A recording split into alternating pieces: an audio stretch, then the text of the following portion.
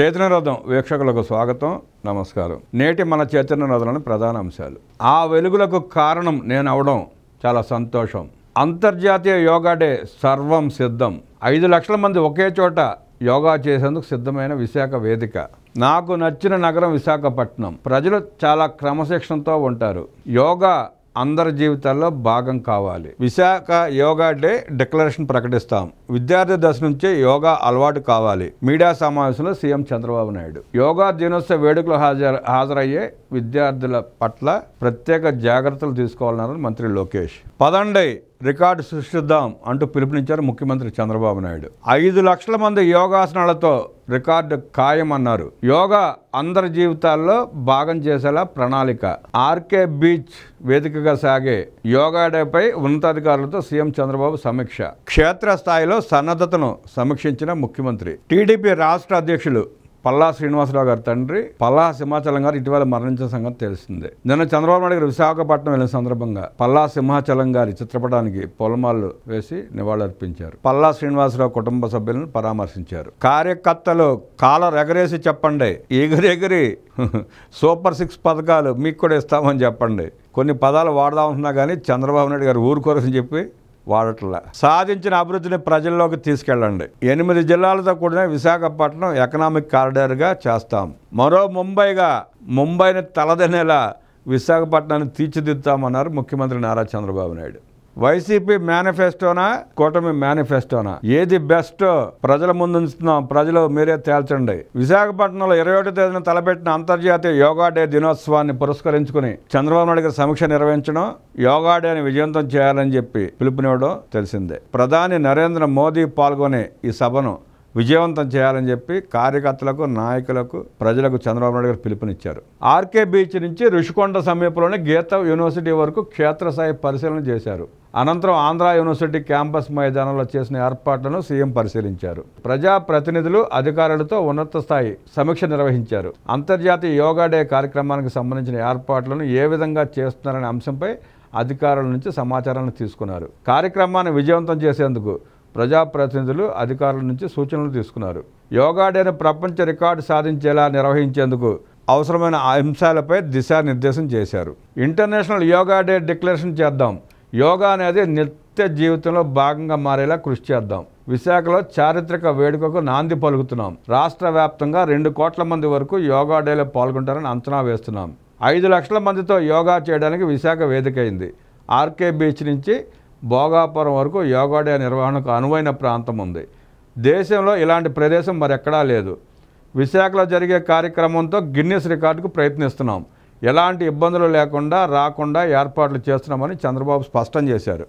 Yoga day నిర్వహణకు సంబంధించి భారతీయ నౌకాదళం కూడా 11 నౌకల్ని ఆర్కే బీచ్ సమీపంలో ప్రదర్శించిందని ముఖ్యమంత్రి చంద్రబాబు వెల్లడించారు. అధికారులకు దిశానిర్దేశం చేస్తూ ప్రాక్టీస్ చేసిన వాళ్ళు యోగా డేలో పాల్గొంటారు. ప్రజా ఉద్యమంగా యోగాను ముందుకు తీసుకెళ్లాలి. ప్రధానికి ఇచ్చిన మాట ప్రకారం యోగా నిర్వహణకు ప్రణాళిక రూపొందించాం. ప్రతి ఒక్కరూ ఆరోగ్యంగా ఉండాలంటే యోగా చేయాలి.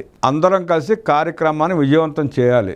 607 వార్డు సచివాలయాల సిబ్బంది సమన్వయం చేసుకోవాలి. 326 కంపార్ట్మెంట్లలో యోగాసనాలు వేసేలా ప్రణాళిక చేశాం. పార్కింగ్, టాయిలెట్ల ఏర్పాట్లలో ఇబ్బంది రాకుండా చూసుకోవాలి. యోగా డే కార్యక్రమంలో పాల్గొనే వారికి ముందుగానే అన్ని వివరాలను అందించాలి. కార్యక్రమంలో పాల్గొని తిరిగి వెళ్లేంత వరకు అన్ని రకాల జాగ్రత్తలు తీసుకోవాలని సీఎం చంద్రబాబు దిశానిర్దేశం చేశారు. అంతర్జాతీయ యోగా డే నిర్వహణపై సీఎం చంద్రబాబు నిర్వహించిన అత్యున్నత స్థాయి సమీక్షలో 1987 మహానాడుపై ఆసక్తికర ప్రస్తావన వచ్చింది. అప్పుడు కళా వెంకటరావు ఉన్నారంటూ నాటి సంగతులను సీఎం చంద్రబాబు గుర్తు చేసుకున్నారు. సరైన వసతులు లేని సమయంలో కూడా అద్భుతంగా మహానాడును నిర్వహించామన్నారు. నాటి మహానాడుకు ఎంతమంది వస్తారు, ఎంత దూరం నడుస్తారు అనేది కూడా ముందుగానే అంచనా వేసుకున్నామన్నారు. హాజరయ్యే వారంతా పసుపు చొక్కాలు వేసుకోవాలని ఆనాడే చెప్పామన్నారు. అలా వేసుకురాని వారి చొక్కాలను పసుపు నీళ్లు డ్రమ్ముల్లో ముంచి తడిపి ఇచ్చామంటూ అప్పటి సంగతులను గుర్తు చేసుకున్నారు. పసుపు చొక్కా వేసుకురమ్మని పిలిపించిన సందర్భంగా పసుపు చొక్కా వేసుకుని రాని వాళ్ళ చొక్కాలని, తెల్ల చొక్కాలని పసుపు నీళ్ల డ్రమ్ములో ముంచి మళ్ళీ వేశారండి చంద్రబాబు నాయుడు గారు. అది గుర్తు చేసుకున్నారు. సాంకేతికత అందుబాటులో ఉన్న ఈ సమయంలో ఈ తరహా కార్యక్రమాలను విజయవంతంగా నిర్వహించవచ్చని సీఎం అన్నారు. విశాఖకు చేరుకున్న సీఎం చంద్రబాబు అంతర్జాతీయ యోగా డే నిర్వహించే వేదిక ఆర్కే బీచ్లో చేసిన ఏర్పాట్లను అధికారులతో కలిసి పరిశీలించారు. వేదిక వద్ద చేపట్టాల్సిన ఏర్పాట్లపై అధికారులకు సూచనలు చేశారు. అంతర్జాతీయ యోగా డే కార్యక్రమానికి పెద్ద ఎత్తున ప్రజలు హాజరవుతున్న ట్రాఫిక్ అంతరాయం లేకుండా, సామాన్య ప్రజల రాకపోకల ఇబ్బందులు లేకుండా ప్రత్యామ్నాయ ఏర్పాట్లు చేసుకోవాలని ఆదేశించారు. ప్రధాని సహా ముఖ్యులు పాల్గొంటున్న నేపథ్యంలో భద్రతా పరంగా చేసిన ఏర్పాట్లను అధికారులు సీఎంకు వివరించారు. నిన్న విశాఖపట్నం పర్యటనకు వచ్చిన చంద్రబాబు నాయుడు గారు విశాఖపట్నం పట్ల తనకి ఎంత ప్రేమ ఉందో వెల్లడించారు. ఆయన, నేను ఎప్పుడూ ఇష్టపడే నగరం విశాఖపట్నం. ఇక్కడ ప్రశాంతత, సానుకూల వైఖరి, మంచికి సహకరించే మనస్తత్వం కలిగిన ప్రజలుంటారు. హుదూద్ తుఫాను వచ్చిన సమయంలో వారం పాటు విశాఖపట్నంలోనే ఉన్నా. సమయమనంతో సమిష్టిగా ఉండి విపత్తును ఎదుర్కొందామని ప్రజలకు పిలుపునిచ్చా. ప్రజలందరినీ సాధారణ స్థితికి తీసుకొచ్చే వరకు కొన్ని నియమాలు పాటించాలని కోరితే అంతా పాటించారు. ఆ సమయంలో దీపావళి పండగ వచ్చింది. ఈదురుగాలులో నేల కొరిగిన చెట్లన్నీ ఎండిపోయాయి. అగ్ని ప్రమాదాలు సంభవిస్తాయి. పండగ జరుపుకోండి, కానీ క్రాకర్స్ కాల్చవద్దని ప్రజలను కోరాను. క్రాకర్స్ కాల్చకుండా క్రమశిక్షణ, సామాజిక బాధ్యతతో మెలిగారు అని సీఎం చంద్రబాబు గుర్తు చేసుకున్నారు. నేను ఇప్పటివరకు నిర్వహించిన కార్యక్రమాల్లో యోగా డే అతి పెద్ద కార్యక్రమం అంటూ చంద్రబాబు నాయుడు గారు ఉద్ఘాటించారు. ఆరోగ్య రంగంలో పెద్ద గేమ్ చేంజర్ అవుతుంది. ఈ నెల 20న మాక్ ఈవెంట్ నిర్వహించే అంశాన్ని పరిశీలిస్తున్నాం. విశాఖపట్నం యోగా డే డిక్లరేషన్ ప్రకటిస్తాం. రాష్ట్ర ప్రభుత్వాలు ఏం చేయగలుగుతాయో డిక్లరేషన్ ద్వారా ప్రకటిస్తామని సీఎం చంద్రబాబు పేర్కొన్నారు. 11వ అంతర్జాతీయ యోగా దినోత్సవం నిర్వహణకు విశాఖ అనువైన ప్రదేశం. మీరు చేయగలుగుతారని ప్రధాని మోదీ చెప్పగానే విజయవంతంగా చేస్తామని చెప్పా.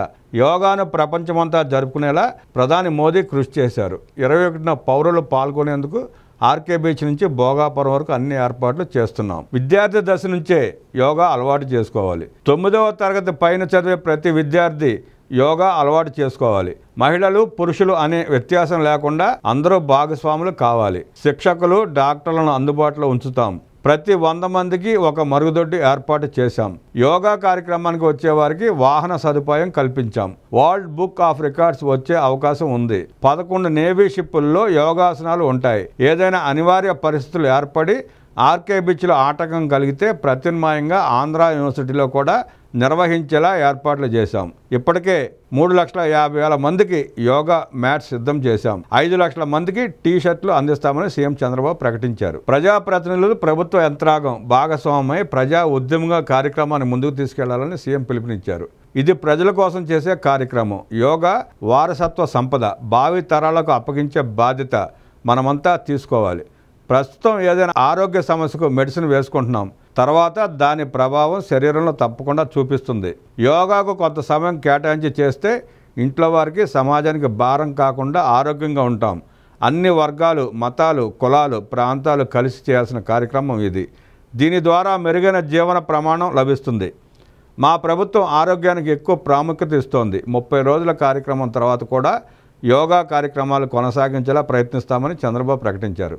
బిల్ గేట్స్ ఫౌండేషన్ ఏపీ వైద్య రంగంలో సేవలు అందించేందుకు ముందుకొచ్చింది. ప్రస్తుతం కుప్పంలో పైలట్ ప్రాజెక్ట్ చేపట్టాం. 6 నెలల్లో చిత్తూరు, 2 నెలల్లో రాష్ట్ర వ్యాప్తంగా సేవలు నిర్వహిస్తాం. ఏపీని ఆరోగ్యాంధ్రగా మార్చుతా. వెల్తీ, హ్యాపీ రాష్ట్రంగా మార్చుతాం. కలుషిత ఆలోచనలు చేస్తే కలుషిత ఫలితాలే వస్తాయి. స్వచ్ఛమైన ఆలోచనలు చేస్తే స్వచ్ఛమైన ఫలితాలు వస్తాయి. ఇది మీడియా, సోషల్ మీడియా, రాజకీయ నాయకులు, సమాజంలో అన్ని వర్గాలకు వర్తిస్తుంది. కొందరు కలుషిత ఆలోచన చేసి సమాజాన్ని కలుషితం చేసి రాజకీయ లబ్ధి పొందాలని చూస్తున్నారు. అలాంటి వారికి సమాజానికి దూరంగా పెడితేనే బాగుంటాం, లేదంటే సమస్యల సుడిగుండంలో ఇరుక్కుపోతామని సీఎం చంద్రబాబు పేర్కొన్నారు. విశాఖపట్నం విమానాశ్రయంలో నారా లోకేష్ ఘన స్వాగతం పలికిన నేతలు, నాయకులు, కార్యకర్తలు. సీఎం చంద్రబాబు హెలికాప్టర్ సాంకేతిక సమస్యలు సమగ్ర నివేదిక ఇవ్వండి అంటూ ఆదేశించిన డీజీపీ. అంతర్వేదిలో సముద్రం వద్ద 2 మత్స్యకారుల మృతి. ఒక్క కుటుంబానికి 10 లక్షలు ఎక్స్గ్రేషియా ప్రకటించిన ప్రభుత్వం. వైసీపీకి మరణ శాసనం, తల్లికి వందనం అన్నారు గుంటూరు ఎమ్మెల్యే నజీర్ అహ్మద్. తల్లికి వందనంతో ఇంటింటా సంబరాలు చేసుకుంటున్నారన్నారు biodiversity chairman Neelapalem Vijay Kumar. YCP నేతల భూ కబ్జాలు న్యాయం చేయాలంటూ వేడుకోళ్లు. ప్రజా వినతుల కార్యక్రమంలో పోటెత్తిన ప్రజలు. ఈ భూ కబ్జాల పర్వం చెప్పుండకపోతే 10 గంటలు కూడా చాలదు. రోజుకు 15 గంటలు చెప్పుండకపోయినా 1 సంవత్సరం పడుతుంది. జగన్ రెడ్డి, వైసీపీ పార్టీ నాయకులు, కార్యకర్తలు చేసిన భూ కబ్జాల గురించి చెప్పుకుంటా పోతే రోజులు చాలో, వారాలు చాలో, నెలలు చాలో, సంవత్సరం పడుతుంది. అన్ని ఆక్రమణలు చేశారు వాళ్ళు. ఆ ప్రజా వినతుల్లో వచ్చే అర్జీల్లో 180% అవే ఉంటాయి. వైకాపా వాళ్ళు చేసిన అక్రమాలు, దోచేసుకున్న భూములు, ఆక్రమించుకున్న స్థలాలు, ఇళ్ళు. మా విడిపించండి బాబు అంటూ మొత్తుకోళ్ళు. అంతర్జాతీయ యోగా డే కార్యక్రమాన్ని విశాఖపట్నంలో జరిపించడం గర్వకారణం అన్నారు మంత్రి అచ్చెన్నాయుడు. ప్రపంచ చరిత్రలో నిలిచేలా యోగా డే కార్యక్రమాన్ని విశాఖపట్నంలో నిర్వహిస్తామన్నారు ఎమ్మెల్యేలు. జగన్మోహన్ రెడ్డి 5 ఏళ్ల పాలనలో నా మీద కూడా 25 కేసులు పెట్టారంటూ వాపోయారు మంత్రి నిమ్మల రామానాయుడు. ఆయన మీద కూడా కేసులు పెట్టాడంట. నిమ్మల రామానాయుడు చూస్తే కేసు పెట్టాలనిపిస్తుంది అసలు ఎవరికన్నా. జగన్మోహన్ రెడ్డికి ఒక్కడికే సాధ్యమైంది. సైకోలు అలా ప్రవర్తిస్తారు. జర్మనీలోని హోంబర్గ్లో కూటమి ప్రభుత్వం ఏర్పడి ఏడాది అయిన సందర్భంగా ఘనంగా వేడుకలు నిర్వహించారు ఎన్ఆర్ఐలు. కూటమి ప్రభుత్వంలో వైద్యానికి సాయం 92 మందికి సీఎంఆర్ఎఫ్ సాయంగా 68 లక్షల రూపాయల చెక్కులను అందించిన మంత్రి రామానాయుడు. పారదర్శకంగా తల్లికి వందనం అమలు జరుగుతూ ఉంది. విద్యార్థుల తల్లుల కళ్ళల్లో సంతోషం చూడలేక వైసీపీ దుష్ప్రచారం. ఆరోపణలు చేస్తున్న వారికి దమ్ముంటే బహిరంగ చర్చకు రావాలి. యువనేత నారా లోకేష్ పై బురద జలాలను చూస్తే తాట తీస్తామన్నారు మాజీ మంత్రి పీతల సుజాత. ఒకసారి పిలిచి తాట తీస్తే అయిపోతుంది, రెండోసారి ఎవరు మాట్లాడుకుని ఉంటారు. సంస్థాగత ఎన్నికల పార్టీ బలోపేతమే లక్ష్యంగా పనిచేయాలి. రాజధాని నిర్మాణానికి, రాష్ట్రాభివృద్ధికి విఘ్నాలు రాకుండా రక్షించాలి. విజయవాడ లేబర్ కాలనీ మైదానంలో డూండి గణేష్ విగ్రహ శంకుస్థాపన. ముఖ్య అతిథులుగా హాజరైన సినీ నటుడు సుమన్, ఎంపీ కేశినేని శివనాథ్ తనయుడు కేశినేని వెంకట్. ముఖ్యమంత్రి నారా చంద్రబాబు నాయుడు నాయకత్వంలో రాష్ట్ర ప్రజల ఆకాంక్ష అయిన అమరావతి రాజధాని నిర్మాణానికి, రాష్ట్రాభివృద్ధికి ఎలాంటి విఘ్నాలు రాకుండా ఆ విఘ్నాధిపతి కాపాడాలని, రాష్ట్ర ప్రజలందరిపై ఆ మహాగణపతి ఆశీస్సులు ఉండాలని విజయవాడ ఎంపీ కేశినేని శివనాథ్ తనయుడు కేశినేని వెంకట్ కోరుకున్నారు. డూండి గణేష్ సేవా సమితి ఆధ్వర్యంలో ఏర్పాటు చేయనున్న 72 అడుగుల మహామట్టి గణపతి విగ్రహ ఏర్పాటుకు సోమవారం శంకుస్థాపన మహోత్సవానికి కేశినేని వెంకట్, సినీ నటుడు సుమన్ ముఖ్య అతిథులుగా హాజరయ్యారు. వీరికి డూండి గణేష్ సేవా సమితి వ్యవస్థాపక అధ్యక్షుడు డూండి రాకేష్తో పాటు కమిటీ సభ్యులు సాదర స్వాగతం పలికారు. కూటమి ప్రభుత్వంపై ప్రజల్లో నమ్మకం పెరుగుతోంది. ₹1 కోటి విలువ చేసే ఎకరం పొలం ప్రభుత్వానికి విరాళంగా అందించిన పొన్నకంటి పోతురాజు ట్రస్ట్ దాతలను ప్రత్యేకంగా అభినందించిన మంత్రి నాదెండ్ల మనోహర్. కొండపల్లి మున్సిపాలిటీలో చైర్మన్, వైస్ చైర్మన్ పదవులు. వైసీపీ ఆరోపణలు అర్ధరహితం అంటూ మండిపడ్డారు కర్నూలు ఎంపీ బస్తిపాటి నాగరాజు. తల్లికి వందనం అమలు కూటమి ప్రభుత్వం చిత్తశుద్ధికి నిదర్శనమన్నారు నెల్లూరు ఎంపీ వేమిరెడ్డి ప్రభాకర్ రెడ్డి. భారతీయ మహిళలకు ప్రపంచంలోనే ప్రత్యేక గుర్తింపు ఉంది. విద్యతోనే మహిళా వికాసం. దేశం కోసం ప్రతి మహిళ ఝాన్సీ లక్ష్మీబాయి కావాలి.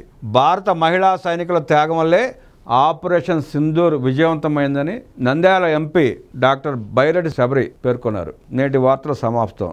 నమస్కారం.